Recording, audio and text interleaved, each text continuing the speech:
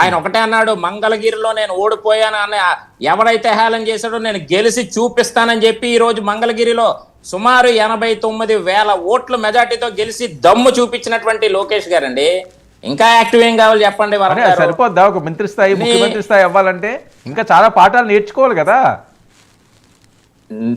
Already ఆయనకి వాళ్ళ తాతగారు అనుభవం, వాళ్ళ నాన్నగారు తాలూకా విధానం ఆయన నేర్చుకున్నాడు, వెళ్తా ఉన్నాడు. రాబోయే రోజుల్లో మంచి ఫ్యూచర్ ఉంటది. ఆయన రాష్ట్రాన్ని నడిపించే యువతరానికి ఇప్పుడు బెస్ట్ లీడర్ గా ఈ రోజు రాష్ట్రంలో ఉన్నటువంటి లోకేష్ గారు, అందులో నో డౌట్ ఎట్ ఆల్. ఎవరు మాట్లాడుకున్నా, ఎవరు అవుననుకున్నా, ఎవరు కాదనుకున్నా, ఈ రోజు లోకేష్ గారి సారథ్యంలో యువత చాలా స్పీడ్ గా ముందుకెళ్తా ఉంది. ఆయన మీద ఒక నమ్మకంతో ఈ రోజు యువత ఉంది. ఈ రోజు ఉద్యోగ కల్పనలో ఆయన ఇచ్చినటువంటి హామీలు ఏదైతే ఉన్నా నెరవేర్చే క్రమంలో ఈ రోజు లోకేష్ గారు ఉన్నారు. ఇంకేమైనా డౌట్స్ ఉన్నాయా మీకు? చెప్పండి వరం గారు.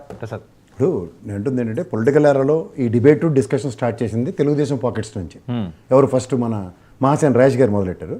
సబ్సిక్వెంట్గా సోమిరెడ్డి గారు అండ్ వర్మ గారు, పిఠాపురం వర్మ గారు అండ్ శ్రీనివాసరెడ్డి గారు కడపలో చంద్రబాబు గారు సభ సమక్షంలోనే మాట్లాడారు ఆయన.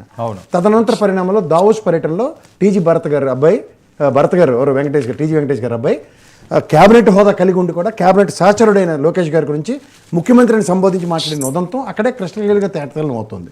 సో ఇక్కడ ఎవరో పనికిమాలిన వాళ్ళు చర్చ లేపారనే విజయ్ గారు అన్నంత మాత్రాన ఆ పనికిమాలిన వాళ్ళలో మీరే తెలుసుకోండి, మాకు సంబంధం లేదు ఆ విషయం. ఎందుకంటే ఈ రోజు దాకా దాని మీద ఖండన అన్నది ఎక్కడ జరగలేదు. ఖండన అన్నది జరిగితే దాని మీద వరం గారు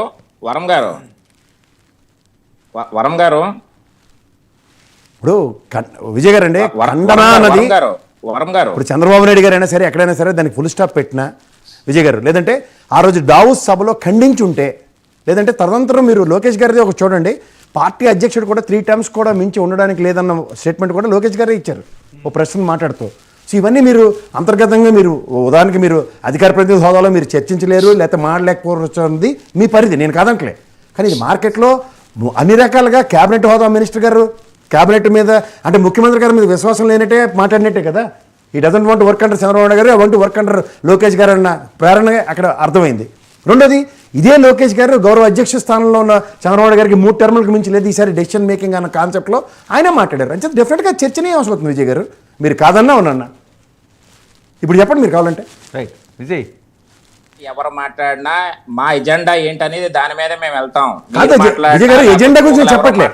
ఇవాళ మీరు మాట్లాడిన దగ్గర అధ్యక్షుడి స్థానంలో ఉన్న అట్లీస్ట్ పల్లా శ్రీనివాసరావు గారు అయినా ఖండించుంటే మీరు నేను చెప్పింది కరెక్ట్. అది కూడా జరగలేదు కదా విజయ్ గారు, అది జరిగిందే చెప్పండి.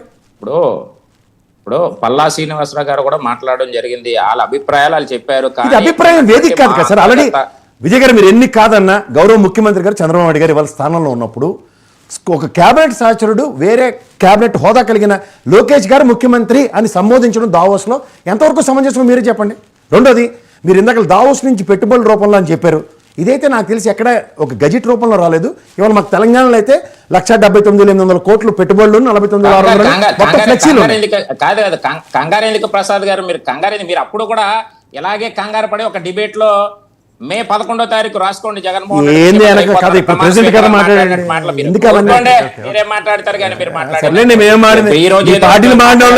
మీరే చెప్తున్నారు. ఇంక మేమే మాడాలా? మీ పార్టీలో ఎవరో చెత్తగా మాట్లాడాలి, మీరే మాడరు, నేనే మాడాలండి. ఆ రోజు కేఎస్ ప్రసాద్ మాట్లాడినటువంటి మాటలు మా దగ్గర ఉన్నాయన్నీ. మీరు ఏదో మాట్లాడేసి ఏదో మీరు మాట్లాడేస్తే ఏమో లేడు.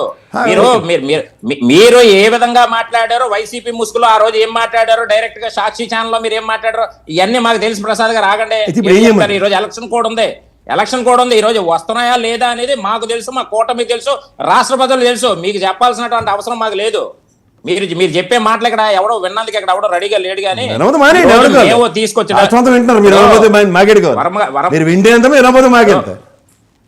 ఇప్పుడు వరం గారు ఒకటే, ఇప్పుడు ఆయన ఏదో మాట్లాడేస్తే కాదు. ఈ రోజు దావోస్ వెళ్ళడం మాట వాస్తవం కాదా? ఈ రోజు పెట్టుబడుల రూపంలో ఈ రోజు రాష్ట్రానికి వస్తుంది మాట వాస్తవం కాదా? ఏం మాట్లాడుతూ ఉన్నారండి? ఇప్పుడు గజెట్ రూపంలో రిలీజ్ అయిందా, ఇంకొక దాంట్లో రిలీజ్ అయిందా? రిలీజ్ అవుతాయి.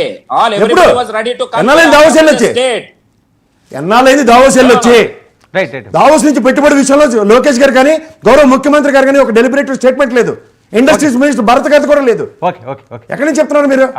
Out of the box figure. Out of the box speaker చెప్పడం ఏంటండి? ఏది మరి? మీ జగన్మోహన్ రెడ్డి లాగా అరుణ గారు, జగన్మోహన్ రెడ్డి అండి మీరు